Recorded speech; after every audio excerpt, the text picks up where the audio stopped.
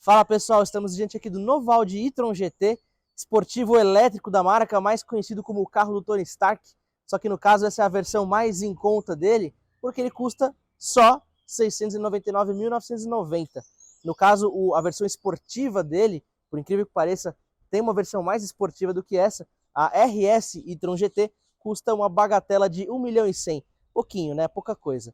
Deixa eu começar a mostrar os detalhes dele para vocês, então convido vocês a acompanharem aqui. Bora lá?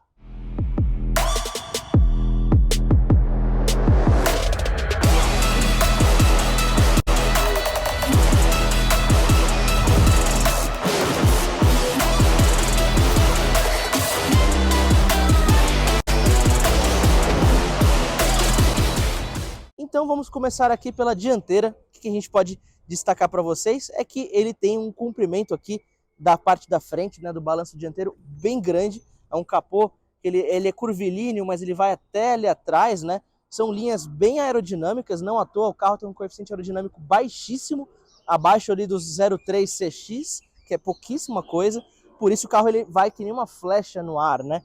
Então a gente vê, né, que ele tem uma presença bem grande aqui de uma testa, por assim dizer, porque aqui a gente já tem uma parte mais cavada, aqui uma parte mais ressaltada. E aqui na parte de baixo a gente nota que ele não tem nada vazado na grade dianteira. Inclusive a grade dianteira aqui ela é composta por esses elementos tridimensionais aqui. Aqui na cor preta, o carro todo preto, ele fica mais bandidão, mas ele ressalta menos esses pontos. Mas é interessante que fica aqui também um misto de discrição com esportividade, né? Só mesmo aqui na parte de baixo a gente tem algumas áreas aqui abertas, não só para fazer a canalização do ar, mas também para refrigerar os radiadores que estão na parte de baixo, aqui na frente. No mais, a gente tem também, né, linhas aqui no para-choque dianteiro, são linhas aí bem esportivas, como vocês podem perceber, e aqui uma parte cavada para fazer a função ali de tirar a turbulência da caixa de rodas, fazer o resfriamento dos freios, entre outros detalhes. E esse conjunto óptico aqui é bem interessante, né, porque ele tem dois elementos aqui, uma parte sem nada, e aqui outros elementos que vão diminuindo aqui, dá uma sensação de velocidade bem interessante. E ele tem também as molduras aqui mais prateadas, né, com separações entre elas, aqui o farol de LED, então tudo muito arrojado, né. E agora a gente vai mostrar aqui as rodas, já chegando aqui para as laterais, são rodas da linha RS, né, e é uma tendência muito grande esse novo tipo de design aqui, que você tem aqui como se fossem pás, né, partes mais curvas em cada raio, né, junto dessa unificação da cor da roda mesmo, essa cor metálica, com o preto brilhante aqui. E ele tem também esses elementos texturizados nessas áreas aqui, plásticos, né? Então são, na verdade, molduras aqui nas rodas. Ainda assim, uma coisa que a gente já pôde perceber em outros modelos, em apresentações, é que dependendo do design, e aqui acho que se aplica isso, você tem uma exaustão. À medida que a roda vai girando, ele faz a exaustão do ar quente aqui dos freios também, envolve aquela questão da turbulência da caixa de rodas, isso ajuda a tirar esse fenômeno. E já atrás das rodas a gente pode notar aqui a pinça de freio de 6 pistões. São freios aí que mordem com muita agressividade, mas com muita modularidade também os discos, e o carro por isso para bastante. Aqui a gente tem já por sua vez a saída de ar quente e também do fluxo turbulento aqui de ar na caixa de rodas. É esse espaço aqui que dá acesso ali à caixa de rodas, né? No caso, como vocês podem ver bem aqui. E no mais a gente agora pode falar mesmo agora das linhas laterais, são linhas que reforçam bastante o comprimento total do carro, são quase 5 metros de comprimento, né? É um carro bem comprido. Temos aqui também espelhos retrovisores bem grandes com repetidores de seta, e aqui a gente já tem a maçaneta para fazer a abertura das portas. Ele tem sistema de abertura com rebaixamento do vidro, né? Para poder não ter deslocamento de ar quando você abre e fecha, tudo muito inteligente, né? Como vocês podem perceber no carro. E olha só esse formato do teto, que interessante, né? A coluna A, ela tem uma subida que é suave, mas ela é uma subida mais rápida do que o restante do teto ali. Por quê? Porque aqui ele vai fazer um formato de gota, né? Então a gente sobe aqui e ele vai caindo bem suave, é uma queda contínua, comprida e suave até ali atrás. Esse formato de gota, no caso, ajuda muito na aerodinâmica, que é o que a gente ressaltou também na parte dianteira. E temos aqui, por sua vez, não dá para ver muito aqui na parte de fora, mas é o teto solar panorâmico. Então a área iluminada lá dentro ela é bem legal, fica bem aceso ali o interior. Muito interessante também ressaltar isso para vocês. E a gente já pode chegar falando aqui da parte traseira, que ele tem um aprofundamento legal aqui, né, junto da coluna traseira. Isso dá uma sensação de músculo para o carro, de largura. Então, no caso, por exemplo, esse ocupante aqui de trás que está sentado bem aqui, ele não sabe de repente que ainda tem mais isso aqui de carro para fora. É bastante largura mesmo, reforçando aqui essa imponência do carro, né? E agora chegamos para mostrar a parte traseira. O conjunto óptico, como vocês podem ver aqui, ele é bem grande, né? Ele começa já bem alto, bem largo aqui, com aqueles mesmos elementos de seta que a gente viu ali na frente. E ele tem um friso aqui que unifica as duas extremidades e isso preenche bem, né, a parte traseira. E olha só que legal, né? A gente tem algumas como se fossem camadas aqui de traseira e a parte que realmente é a mais chapada, ela é pequena, né? Relativamente estreita aqui. O para-choque em si tem mais tamanho do que a parte traseira. Isso daqui é a finalização aerodinâmica que a gente tanto ressaltou ali na frente e também esse visual mais esguio que acaba ficando empregado aqui. E nem o logo da Audi sobrou aqui para contar a história, ele também é escurecido, não são as argolas cromadas convencionais. E aqui na parte de baixo, para ajudar bastante na estabilidade, a gente tem difusores na parte de baixo aqui do para-choque. Então, mais uma vez, um toque bem esportivo, porque o carro de fato é. E já já, ao volante, vocês vão ver também o que a gente está falando, né? Ele é bem preciso, acelera bastante, só aguardem um pouquinho. E o que é mais legal é que além de fazer o ajuste automático em função da velocidade, esse aerofólio aqui também pode ser aberto pela multimídia, mesmo parado como estamos vendo aqui. Então é um recurso a mais aí para ajudar a pregar o carro no solo. E aqui embaixo dá até para ver um pouco do mecanismo de abertura aqui, bem interessante, né, pessoal? E agora a gente vai fazer a abertura do porta-malas, ela é elétrica. Temos aqui soleiras com aço escovado aqui, para de repente se você passar alguma coisa não arranhar, né, não riscar aqui a camada plástica. E a gente tem aqui uma profundidade que é bem legal, né? Então ele vai até lá no fundo, só não é muito alto aqui, né? Então você não vai poder acomodar objetos muito espessos ali, né? Ainda assim tem boa capacidade. E o que é bem legal é que aqui a gente não tem os pescoços de ganso atrapalhando a acomodação das malas. Eles têm aqui, né, uma moldura que esconde isso. Então a capacidade que você está vendo aqui é a capacidade mesmo que ele tem, sem aquela coisa que impeça o fechamento, né? E aqui na parte de baixo a gente pode notar que ele tem mais um pequeno bagageiro aqui para de repente alguma coisa mais flat, mais estreitinha. E esse compartimento também não deixa de ser o compartimento disso daqui, que é bem inusitado de ver nos carros, né? No caso é original do carro, até pelas instruções ali.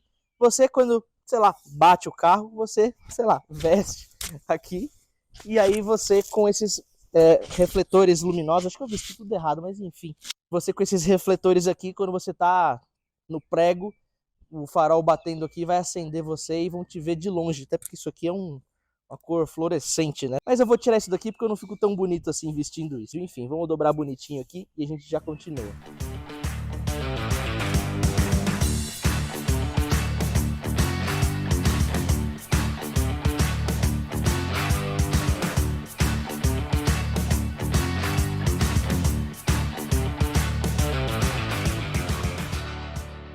E agora já podemos mostrar o interior para vocês. A gente que está aqui do banco de trás filmando, a gente está num nível, né, numa elevação maior, mais alta em relação ao espaço dianteiro. Esse carro tem uma característica diferente, que a suspensão traseira ele parece que é um pouco mais alta, né? Então fica esse efeito aqui. Então bora lá para o interior para mostrar para vocês as novidades aqui também. A começar por essa, que é a posição do motorista, né? A gente tem aqui na frente um cluster bem grande e com esse formato mais geométrico aqui, parece até um trapézio, né? Com a exibição das informações aqui, que podem ser modificadas com esse botão View para outras aqui, né? Para um outro formato, fora a customização de cada lado ali.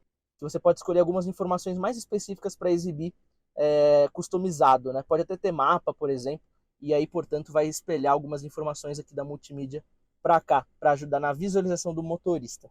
Lá no para-brisa, como vocês podem ver, também temos o Head-Up Display, também mostra algumas informações de viagem. E aqui temos a central multimídia padrão da Audi. No caso, ela é bem intuitiva, bem fácil de você se identificar. E ela dispõe aqui um visual mais elegante até, né? Para poder fazer uma conformidade aqui com o restante do carro, que tem linhas mais sóbrias. Apesar de que esse aqui especificamente tem também um toque bem forte de futurismo aqui, né? Porque a gente tem um painel com essa cor mais metalizada, né? Ele preenche bastante aqui o interior. Uma moldura aqui de Black Piano com a inscrição e-tron. Aqui na parte de baixo a gente já nota a climatização. Aqui é a seleção do câmbio. E aqui temos mais um atalho para você mexer na multimídia aqui. Então você tem várias formas de mexer na multimídia, seja por aqui, por ela mesma ou no volante, né? E essas borboletas atrás do volante servem para aumentar ou diminuir a intensidade da regeneração das baterias. Não precisa nem dizer que o acabamento do carro ele é primoroso em todas as partes, tanto aqui na frente quanto aqui atrás, que já já a gente vai filmar para vocês. Temos superfícies de couro em toda parte, fora aqui o visual todo recortado, com partes mais aprofundadas ali, por exemplo, nas laterais. Tudo para envolver ao máximo quem vem aqui na parte de dentro. Os bancos são esportivos, eles têm aqui um acabamento mais desenhado com as costuras, né? E ele é bem firme. Além do conforto da espuma, ele agarra muito bem, fora as abas laterais, e toda essa parte aqui do estofamento em couro alcântara, né? Que é um couro premium bem nobre aqui. E a gente tem também um encosto de cabeça aqui bem alto, né? Quando chegamos aqui para a parte de trás, vemos as costas do banco aqui. Então, no caso, você vê que ele tem uns ombros bem largos aqui, uma parte bem robusta, junto aqui, né, do encosto unificado aqui. E é na segunda fileira que a gente nota o teto solar panorâmico no seu melhor aqui. Ele vem até aqui atrás e a área iluminada é bem interessante. Vemos aqui um ponto positivo que, apesar do dia estar quente, né, tá fazendo 31 graus, ele não aquece tanto assim, só um pouquinho, né? Então você não vai queimar sua mão como em alguns carros ao colocar a mão ali no teto. Aqui já chegamos para avaliar o espaço traseiro, então a gente tem um túnel central bem alto, ainda que o carro seja elétrico e muitos não têm essa necessidade aqui por não ter um eixo cardan, por exemplo. Temos aqui também a saída de ar traseira com regulagem de temperatura aqui. E como já dissemos, o acabamento é bem primoroso também na parte de trás, com várias formas geométricas aqui, pontiagudas, tal. Tudo ali também fazendo uma curvatura que envolve bastante quem está aqui dentro. E se eu vou avaliar o espaço imediatamente atrás de mim mesmo, eu regulei esse banco para mim, que meço 1,72, e a condição aqui é essa. Sobra ainda um espaço legal. E a inclinação do assento ela é um pouco maior assim. Então você tem uma acomodação mais até relaxante. E a suspensão traseira ela ajuda bastante pela maciez dela em conduções aí em terrenos mais irregulares, para o conforto de quem vem aqui atrás também. E agora finalmente ao volante do e-tron GT. Vamos ver aqui as impressões ao dirigir. Logo de cara a gente sente que a gente está realmente numa posição de carro esportivo, né? A gente se senta bem baixo. A linha de base, vamos dizer assim, do painel, a partir da qual você vai conseguir enxergar o lado exterior, ela é mais alta. E isso privilegia bastante você enxergar mais adiante. Então, por exemplo, no caso dos carros esportivos como esse quando você, por exemplo, usa numa pista de corrida, de repente, você consegue ter bastante precisão no caminho que você vai fazer para fazer as tangências corretas, as curvas. Então aqui no caso isso faz valer, mas também não atrapalha, né, a noção dos limites da carroceria para quando você vai querer se encaixar nas faixas, de repente, né, parar numa vaga mais apertada. Só dá uma aflição quando você está em avenidas de grande movimento. Você tem motociclistas que passam lambendo ali a lateral do carro, né, ficam ali a centímetros, pouquíssimos centímetros do para-choque dianteiro, assim, dá um pouquinho de aflição, isso não dá para negar. Mas ele é um carro bem gostoso de dirigir, apesar da firmeza que ele tem, né, inclusive dos bancos, ele não é desconfortável. Então aqui a gente está até num terreno um pouco mais irregular, numa avenida aqui, e você sente o molejo da carroceria. Não é um carro desconfortável, você pode levar tranquilamente a sua família aqui e você vai ter um uso de um sedã, eu diria, né, um carro familiar mesmo, né. Mas o mais legal é isso daqui, é a rapidez com a qual ele responde. São 4,1 segundos para acelerar de 0 a 100 por hora. Então mesmo em retomadas, né, em tiros curtos, ele vai ter aqui uma habilidade fora do normal aí, quando você vai pensar ali em carros, inclusive da sua faixa de preço, porque muitos são mais voltados ao luxo ali, né? Aqui a gente tem essa proposta mais legal, mais esportiva. E agora a gente vai começar a entrar no bairro para ter a prova de fogo mesmo, né, de valetas, lombadas. Vamos ver que já temos uma bem aqui. Deixa só o carro da frente passar e você vê que ele é macio, mas ele tem uma rigidez torsional, né, lateral, dianteira, traseira, bem firme, né? Ele tem um coeficiente bem rígido, né? Então você sente realmente que ele é como se fosse uma prancha, né? O assoalho dele, bem firme. Isso ajuda inclusive em curvas de alta velocidade, né? Na parte de estabilidade. A gente já fez também alguns testes em rodovias e a velocidade de cruzeiro dele na estrada, agora que eu tô parado posso olhar, né? A velocidade de cruzeiro dele em estradas você a 120, você tá muito tranquilo. Ele é bem fluido, bem suave, muito estável. Então, qualquer condição normal de uso para esse carro acaba sendo menos do que o que ele é capaz de fazer, né? Bem menos, assim. Então, inspira muita segurança ao volante. Fora o isolamento acústico, que é fenomenal, né? Isso de todos os Audi, mas quando a gente fala de um esportivo, você não tem nem ruído de motor nem nada, aí é primoroso. E agora a gente vai passar numa valeta mais alta. Ele vai certamente raspar um pouquinho. De leve, porque eu fui bem devagar. Mas em algumas lombadas mesmo, quando você vai fazer a descida, eu senti que ele raspa. Mais uma aqui, vamos ver. Aqui eu vou já passar mais de lado naturalmente. Dessa aqui não raspou. Mas ele é um carro, né, já dá pra adiantar isso. Apesar de nessas ocasiões não ter raspado, porque eu também fui muito cauteloso. E isso você precisa fazer bastante. Se você se descuida, você vai raspar um pouquinho à frente. O entre-eixos do carro é muito longo, então tem vezes que né, você vai ter uma parte mais alta, a parte ali do bico, do para-choque vai pegar mesmo. Isso quando não pega o meio do carro também. Mas ele tem uma inclinação um pouco maior de suspensão na traseira, assim, de leve, assim. Então ajuda a livrar um pouco o meio do carro. E aqui a gente já está mais uma vez em terrenos mais acidentados. Então ele tem aquela firmeza que a gente adiantou para vocês, né? Mais uma lombada aqui. Agora você vê que raspou, que eu fui um pouquinho mais rápido. E é o que eu tinha comentado com vocês, né? Ele é baseado tanto da parte dos dois motores elétricos, do conjunto de baterias e de plataforma. Ele é o mesmo Porsche Taycan 4S, com essa roupagem da Audi e algumas diferencinhas assim, né? De repente de calibração e tal, que vão adequar o carro à identidade da própria Audi, né? Falando do modelo aqui. E o que garante o desempenho todo é que, além dos dois motores, um em cada eixo, e isso confere uma tração integral ao carro, ele tem 530 cavalos e 65 kgfm de torque. Isso de forma instantânea, né? É como se fosse um interruptor de luz na sua casa. É tudo e nada. Você pôs o pé, tem tudo. Desde o momento em que você está parado. E você, quando tira o pé, você cessa com isso. Mas ele tem uma progressividade bem legal no pedal de acelerador. Então, você sente exatamente o ponto ideal para velocidades mais baixas, de o quanto que você deve acelerar, né? Então, ele não fica dando cabeçada, ou não é aquela coisa de ser difícil de você encontrar o ponto para acelerar. Então, muito interessante a forma como ele é suave também, né? Então ele é um carro que basicamente ele é de tudo um pouco, né? É isso aí, pessoal. O que acharam do Audi e-tron GT? Comente aqui embaixo. Inclusive, não deixe de acessar a editoria de carros do UOL, onde esse vídeo estará inserido, porque lá a gente fala mais em preciso dirigir, especificações técnicas, entre outros detalhes. Como sempre, muitíssimo obrigado pela sua atenção. Continue sempre com a gente. Fortíssimo abraço.